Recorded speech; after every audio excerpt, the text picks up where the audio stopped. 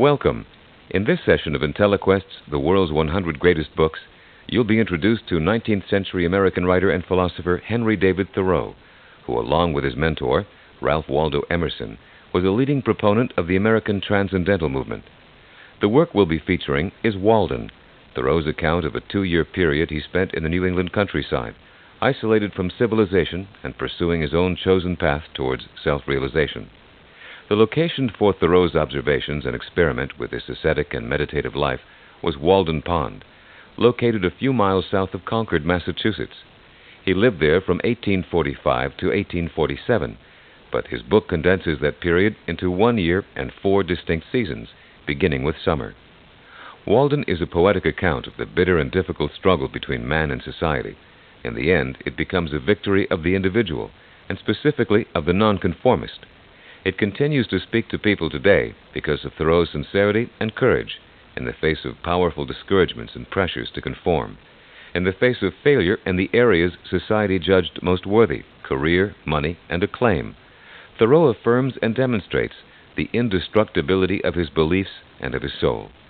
There is, he believed, a triumph far mightier than material success, and he set out to have it. Walden, or Lifeinthewoods as it was also called, is on the surface a natural history essay, but Thoreau emerges as far more than a naturalist. In this exquisitely written, imaginative, and detailed account of his daily life and thoughts, he explores the spiritual symbolism within nature and the evolutionary process of man's mind and soul. Those symbols include spring as a metaphor for purification and rebirth, reptiles which signify the shedding of an old, discontented, barbarized life, and dawn which represents the awakening of man's soul.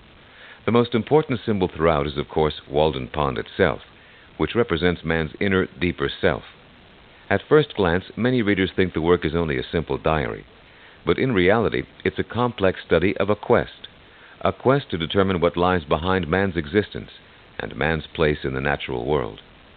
The journal offers an introspective glimpse into the 2 most important years of one of America's truly great philosophers and nonconformists, and it's still highly regarded as a blueprint for simple, frugal, and ethereal living. It is a remarkable achievement for a man whom, in his own lifetime, published only 2 volumes of work which were both commercial failures. Thoreau's motivation to retire to the woods and the conclusions he reached from that experience are a result of his transcendental philosophy. He was a transcendentalist, but more importantly, he was a transcendentalist in action, since he believed, like all transcendentalists, that man needed to cast off material encumbrances to achieve true freedom, and he did just that. He maintained that every man possesses an inner spiritual instinct or intuition, which, if nurtured and heeded, would reveal his divine nature. This search for reality through spiritual intuition was the basis of American transcendentalism, as set forth particularly in Emerson's essay, Nature, a work that was featured in an earlier session. The basic ideas of that essay and of the transcendental movement are: 1. There is knowledge beyond that perceived by the 5 senses. 2. Spirit is supreme over matter. 3. Nature should be revered for the truths it holds. And 4. The individual must set high standards of personal conduct, which often include an anti-materialistic view of the world and the courage to be himself in spite of pressures to conform. The idealization of nature was typical of the transcendentalist, but it was also part of Thoreau's personal philosophy. Nature served both the physical and spiritual needs of man, and every fact of nature corresponded with a fact of consciousness in man's mind. What he was ultimately aiming for, as a man and as a transcendentalist, was union with nature. As a sincere transcendentalist, Thoreau was obliged to explore his inner self and seek the meaning of reality. That is why Walden is both a description of an experience lived and reflections on that experience. He kept a journal while he lived at Walden, but the book also includes reflection on that past experiment. It contains his thoughts and revisions in the 7 years that followed Walden after he left in 1847. The book was completed and released in 1854. It includes Thoreau's struggles in the ensuing years to recapture the purity and union with nature he felt in the woods. Thoreau never looked at his retreat to Walden as permanent. He viewed it as an experiment in transcendental living, and he also viewed it as an experience that would prepare him to live the rest of his life in self-realization and awareness. He felt neither life nor love could be shared until he found his own center. The key to finding that center, he believed, was a life of simplicity, a kind of voluntary poverty that freed man to commune with nature and his inner self. It was only natural that a philosophy which worshipped nature would lead to anti-materialism. So Thoreau refused to subscribe to the Puritan work ethic that guided most of his countrymen. Instead, he subscribed to the poet-philosopher's life of study and introspection. His life at Walden Pond was stripped to the bare necessities of food and shelter, and even those were minimal. He would reject even the most modest conveniences. For instance, when a neighbor offered him a doormat, he chose instead to continue to wipe his shoes on a clump of sod outside his door. Although people who have misunderstood and criticized his life claim that Walden was an escape, it was anything but an escape. He viewed it as a discovery, a chance to strengthen his higher nature, which he might then bring back into communion with society. He once said that he had civilized himself at Walden, since he approached self-realization and unity with nature. It was a phenomenal event culturally and historically, for out of the heart of practical, hard-working, progressive New England came this former Harvard man, uttering spiritual principles that were more Oriental than Western, and rejecting what everyone else believed was the most progressive culture in the world. Through Walden and through his famous essay on civil disobedience, which we'll discuss a little later, Thoreau became the original dropout, the philosopher father of all counterculture and protest movements that would follow in the next century. Today, Walden is recognized as a masterpiece.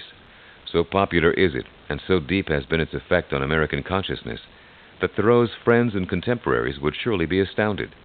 The popularity of Walden is even more remarkable when one considers that the materialism and industrialization that he despised in 1854 is far more pronounced today.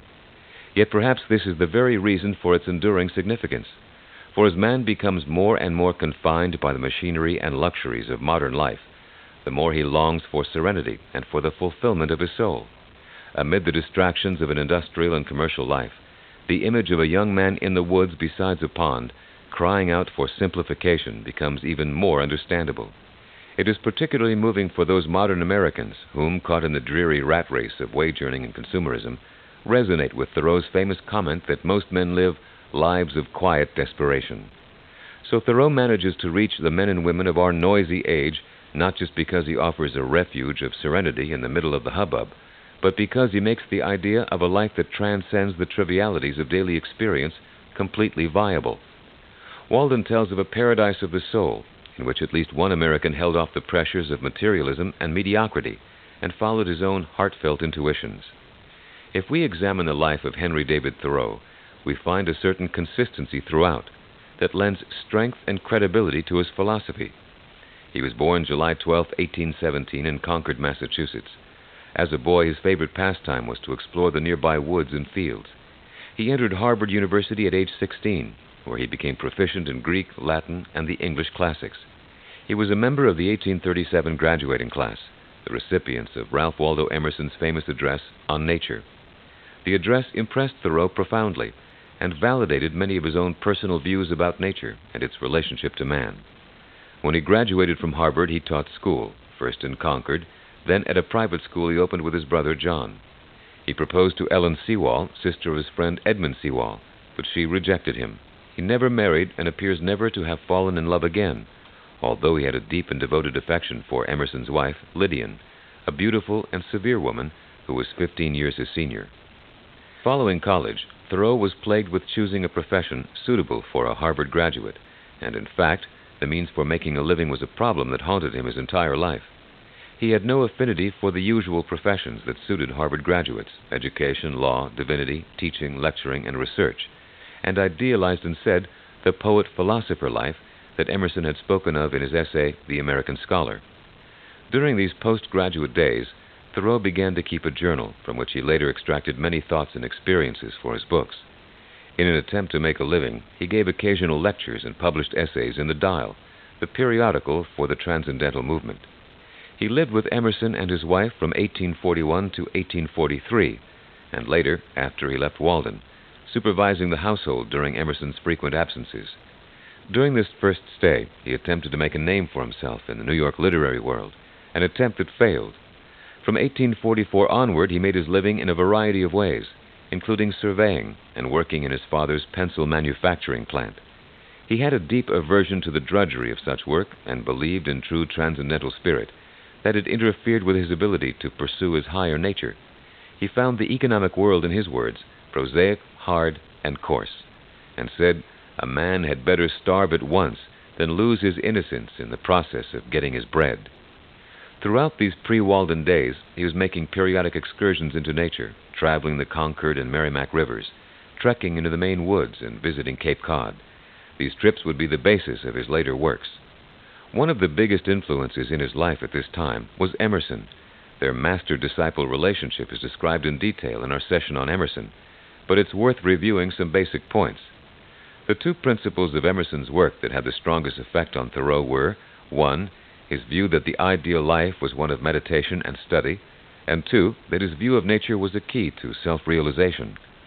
Thoreau's stay with the Emersons solidified his desire to temporarily withdraw from the civilized world.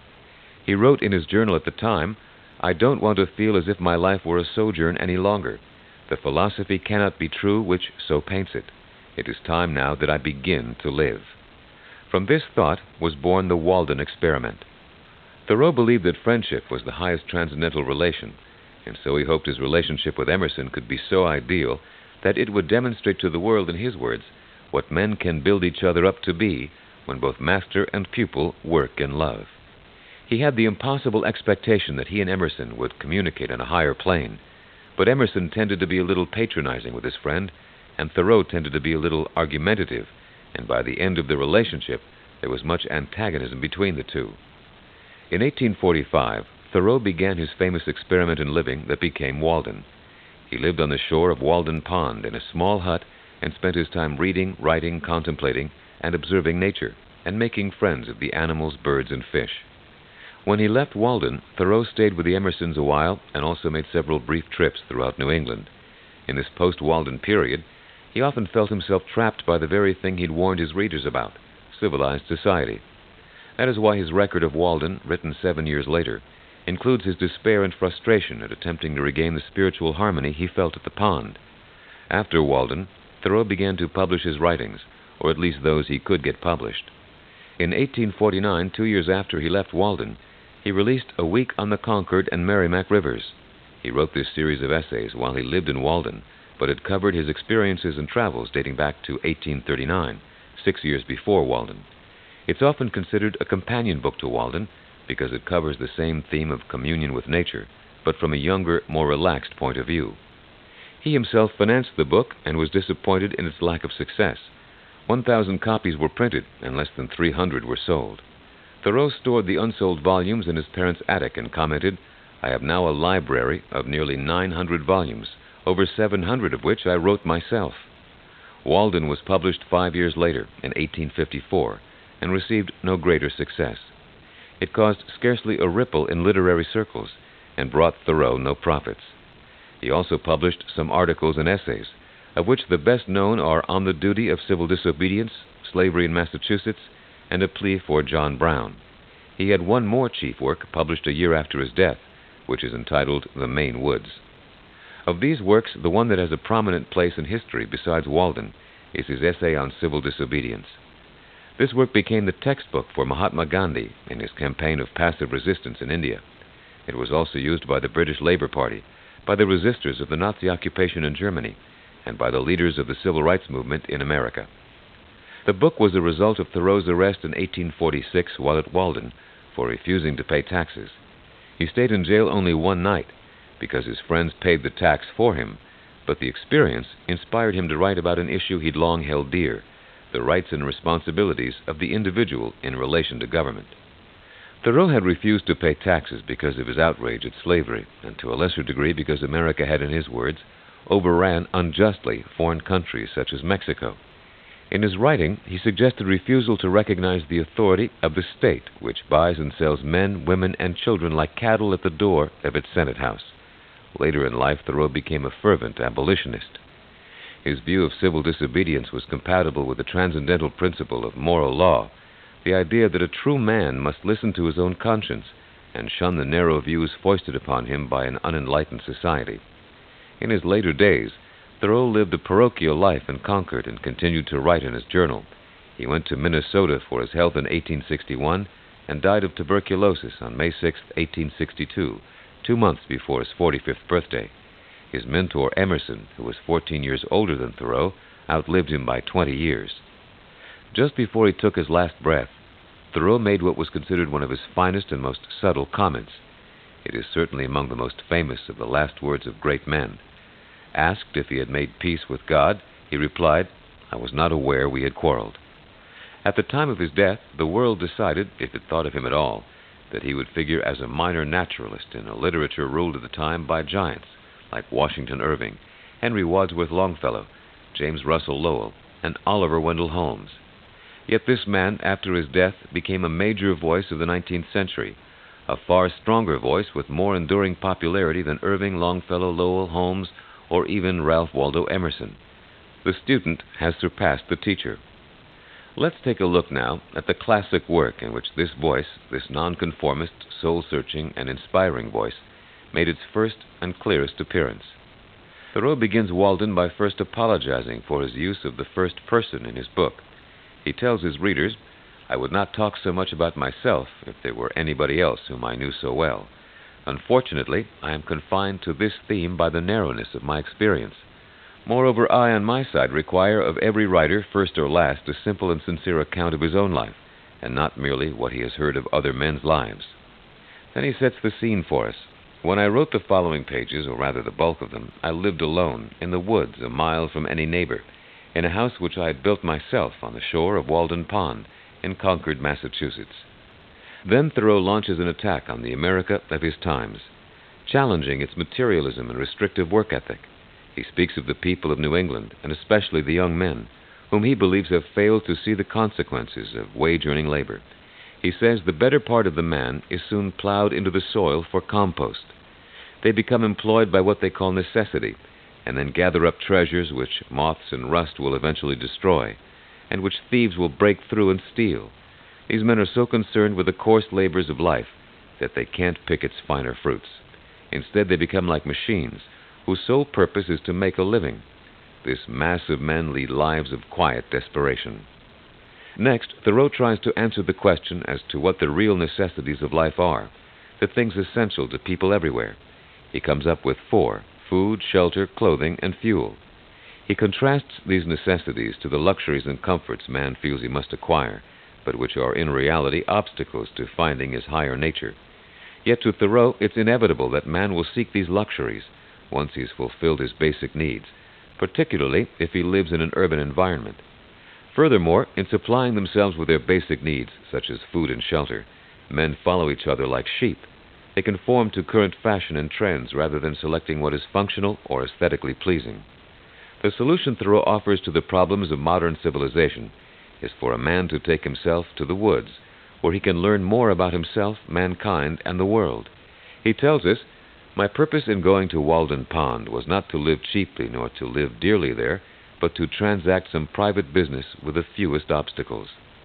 That private business was the search of his own soul, a search conducted without the distraction of the externals of existence. His resources for this venture were a stark contrast to the fashion-conscious world he had left behind. Simple and sturdy clothes, a small functional hut, 10 by 15 feet, with 2 large windows, a brick fireplace, a closet, 1 door, and a shingled roof, all of which cost a little over $28, and plain vegetarian foods. He built the hut himself, except the masonry, for which he called in a friend to help. He financed it by gardening projects, especially the growing of beans, and also earned some money from surveying, carpentry, and day labor. Thoreau was especially proud of the fact that his dwelling cost him less than a year's rent for a student at Cambridge College. Every earning and expenditure Thoreau made, including furnishings, are detailed in this section of the book.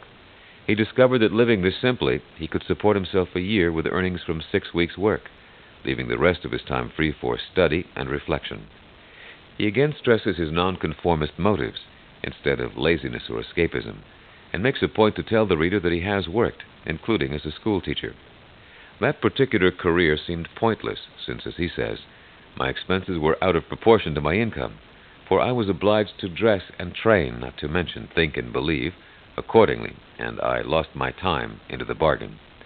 Thoreau then describes how he came to choose Walden Pond as the site for his experiment. He says he explored the countryside on every side for 12 miles from where he lived. In his imagination, He bought all the farms he saw. He became acquainted with all the farmers and their land, and became known as sort of a real estate broker. He became particularly attracted to one farm on the river that was in a ruinous, dilapidated condition, but which was isolated and shielded by a dense grove of maple trees. Thoreau considered buying this farm, but decided that even this sort of purchase would be too binding, and tells his readers, "As long as possible, live free and uncommitted. It makes little difference whether you are committed to a farm or to the county jail." Thoreau took up residence in his Walden cabin on Independence Day, 1845. It was still unfinished, and he describes it as merely a defense against the rain. It had no chimney or plastering, but was clean and airy, especially in the mornings. It was most important to him that he be able to keep fresh air inside. He describes the cabin as a place fit to entertain a traveling god, and where a goddess might trail her garments. Mornings in the woods quickly became Thoreau's favorite time. Every morning, he says, was a cheerful invitation to make my life equal simplicity, and I may say innocence with nature herself. He loves the morning because it is the awakening hour, when there is the least sleep within us, and when at least some part of us awakens that slumbers the rest of the day and night. He adds, poetry and art, and the fairest and most memorable of the actions of men, date from such an hour. Dawn never forsakes us, even in our sleep, and we must learn to reawaken ourselves and remain awake. Now Thoreau returns again to the private business he's taken up at Walden, saying he went to the woods because he wanted to live deliberately, to meet the essential facts of life, and to learn from them, so that when it came time to die, he would not discover that he'd never lived. He didn't want to live a life that wasn't life. He didn't want to live in resignation. He wanted to live deep, to find the core of life, and to give a true account of it. Most men, he says, are uncertain about life. They haven't decided whether it's of the devil or of God. He hoped to find out. In the next chapter, Thoreau expresses his belief that all men would be students and observers if they'd only take more care in the choice of their pursuits. He says there is nothing to fear because in dealing with truth, we are immortal, and neither change nor accident can affect us. However, in accumulating property, in founding a family or state, or in acquiring fame, we are mortal. Thoreau finds his own little cabin a far more suitable place for reading and meditation than a university. Though he has access to fewer books, the time he spends with these books is more fruitful. Then he recommends the ancient heroic books, such as those of Homer, Virgil, and Aeschylus, as we may in some way emulate their heroes. Furthermore, he thinks these classics should be read in their original language in the early morning, with as much time and deliberation as the authors took to write them. Other works he recommends are the Bible, the Vedas, and the Zendavestas of the Hindus, other sacred books, and Dante and Shakespeare. He's sorry that such great books as these are read by so few. Even the college-educated have little familiarity with the classics. Men waste their reading abilities on what he calls easy or convenient reading, such as the newspaper. Then Thoreau criticizes the lack of culture in New England, citing the town of Concord, which he says has no decent library or secondary or adult school. America boasts of how progressive it is, and lavishes money on frivolities and on development of its towns, with little attention to the development of the minds of the people who live in those towns. The next chapter is about sounds, and how they provoked his thoughts while in Walden. In the mornings he would listen to the birds, and at this point he describes the wildlife at Walden. Then, upon hearing a train whistle, he discusses the changes the railroad has brought to commerce and to life. Other sounds he lives with are the church bells, the distant mooing of cows, whippoorwills, and owls. He says he rejoices that there are owls because they can do the idiotic hooting for men, a sound admirably suited to swamps and twilight, which suggest a vast, undeveloped nature which men haven't recognized. Thoreau then proceeds to a discussion of his solitude. He says it is never a dreary solitude in the midst of nature, and that even the rain cheers him, for it nourishes his plants and crops. When people ask him if he's lonely, he points out that the earth itself is a small dot in the Milky Way. And to add more perspective to the idea of spaces, he points out that in his words, no exertion of the legs can bring two minds much nearer to one another. Aloneness is always with us, particularly when we step apart from actions and their consequences, and when we step apart even from ourselves and take note of our own actions. Then he insists that we often see our friends too much, making society cheap, not allowing enough time to acquire new value for each other. Besides, he concludes, he has lots of company, the dandelion, the loon, the sun. Nature is animate to him. It's as much a companion as human beings. This leads to a description of the times he had visitors at Walden, for he is, he states, no hermit, and enjoys good companionship.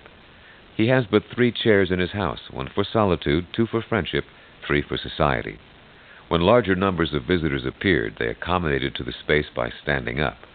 Most of our houses are too large, he claims. He was able to entertain 20 to 30 people in his little hut. However, since big thoughts need big space, when such discussions arose, everyone removed to what he described as his withdrawing room, always ready for company, on whose carpet the sun rarely fell, the pine wood behind my house. One of his favorite visitors was a Canadian woodchopper who had heard of Homer, read books on rainy days, and in his words, was not corrupted by civilization. He says of this man, "There was a certain positive originality, however slight, to be detected in him, and I occasionally observed that he was thinking for himself, and expressing his own opinion, a phenomenon so rare that I would any day walk 10 miles to observe it." Runaway slaves also stopped frequently at Walden, and he always helped them northward. There were also people from the town walking for pleasure in the woods, and a lot of working men on their day off, whom he calls honest pilgrims, taking to the woods for freedom's sake.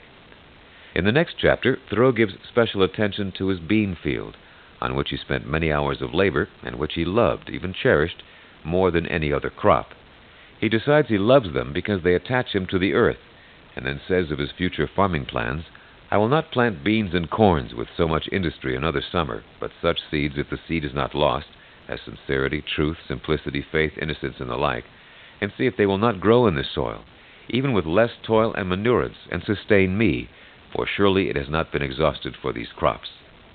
He completes the chapter by talking about the past and how husbandry was once a sacred art, but is today pursued with haste, the object only being to have large farms and large crops. There are no processions, no ceremony, no festivals. The next session is about the village to which Thoreau sometimes walks, being careful to avoid the gossipers and the establishments of materialism, such as the dry goods store, the tailor, and the tavern. Afterwards, he was always happy to return home to his haven, making his way in the dark with a sack of rye or Indian meal slung over his shoulder.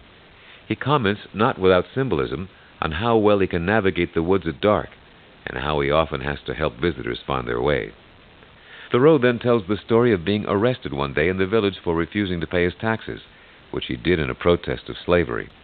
He says that wherever a man goes, men will pursue and paw him with their dirty institutions, and if they can, constrain him to belong to their desperate oddfellow society.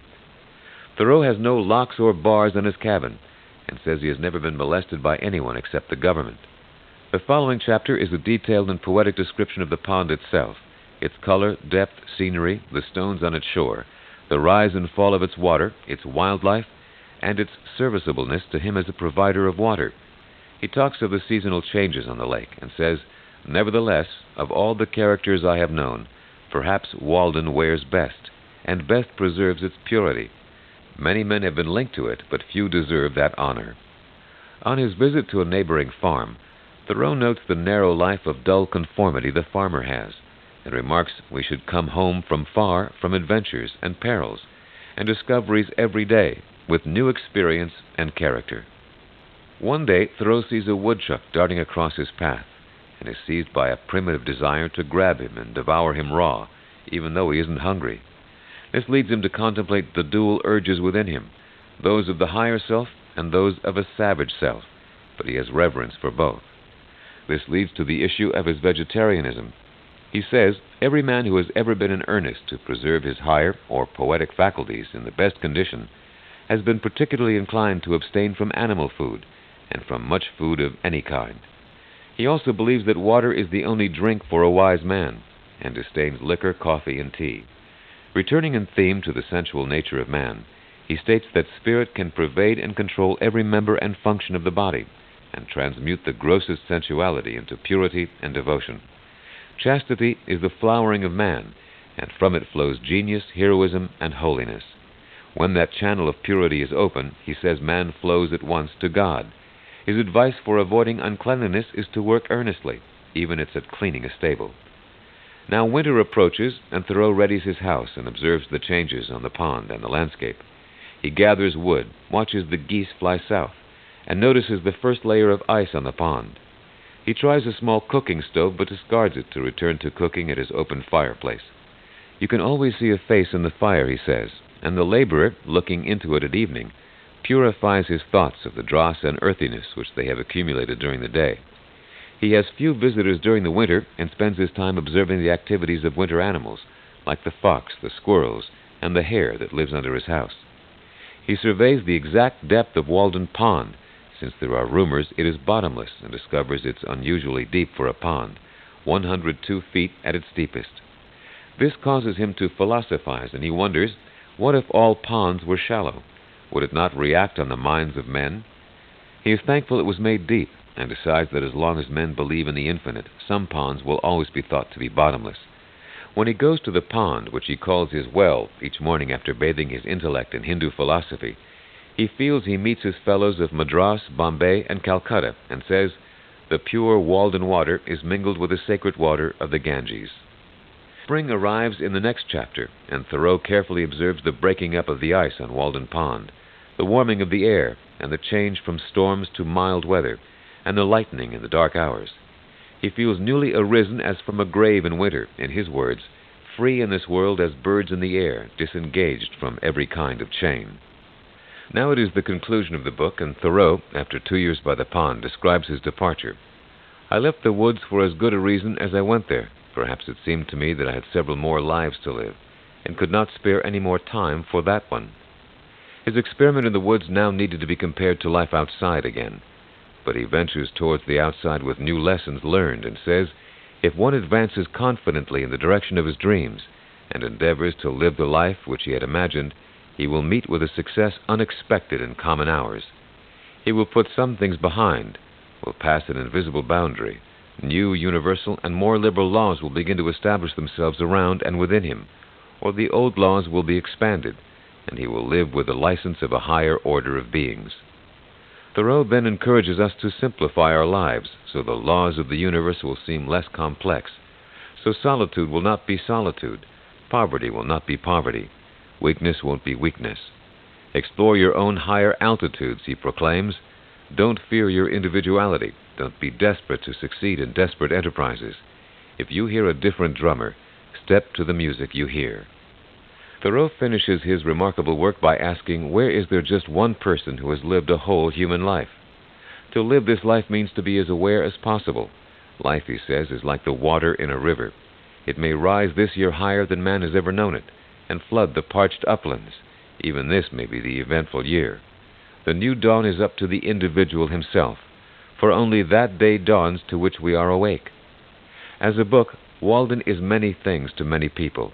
It has many layers as Thoreau's forest floor, and as much depth as his serene little pond. On one level, it's considered a major work of social criticism. Thoreau clearly condemns the deadening effect of American society on the souls of men. He analyzes these effects and then, unlike many critics, offers solutions. In general, he suggests the substitution of selfhood, the search for the soul and inner nature, for material wealth and power. But he also makes specific suggestions about certain areas of American life.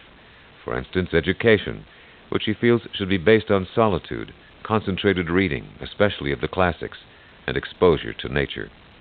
He believed the scholar, as did Emerson, was, in his words, the favorite of heaven and earth, the excellency of this country. To Thoreau, the civilized world is actually barbarous because its institutions, work ethic, material success, noise, and busyness distract us from and obscure our inner nature. Thoreau's view of nature is typically transcendental. Nature is benevolent and instructive. It should be revered for what it can teach us, and through direct communion with it we are nearest to God. He felt that a simple pastoral setting was the ideal setting for the birth of complex thoughts, and that in blending with nature as far as possible, one found the pathway to the soul. In Walden, he was able to find the simplicity of life and the variety of the world, a variety which is underscored by a greater unity. He also saw a correspondence between every fact of nature and the consciousness of man, that the processes of nature were metaphors for our own internal processes. One dramatic example of this was his response to spring, which in his own words was to him the creation of the cosmos out of chaos and the realization of the golden age. In the 4 seasons he saw the cycles of life and its stages. In the deep pond he saw his inner self. And in the thaw of spring he saw his own reawakening. This is what Walden meant to Thoreau. But it also means a great deal to us. Americans have always been living a paradox. On one hand, we are the most advanced and progressive culture on earth. And on the other, we are among the most lonely and dissatisfied. We are builders of great cities, yet we cherish our escapes to the country and mountains. We devour our natural resources, while we fight to protect them. We invent marvelous machines and then bemoan our lack of fitness and strength. We are the masters of science and industry who are enthralled by the occult and the psychic. We are conformers who prize independence. We are expert communicators who staunchly defend our privacy. Somewhere in the middle of all this confusion, there is a synthesis and an integration that leads to serenity and fulfillment.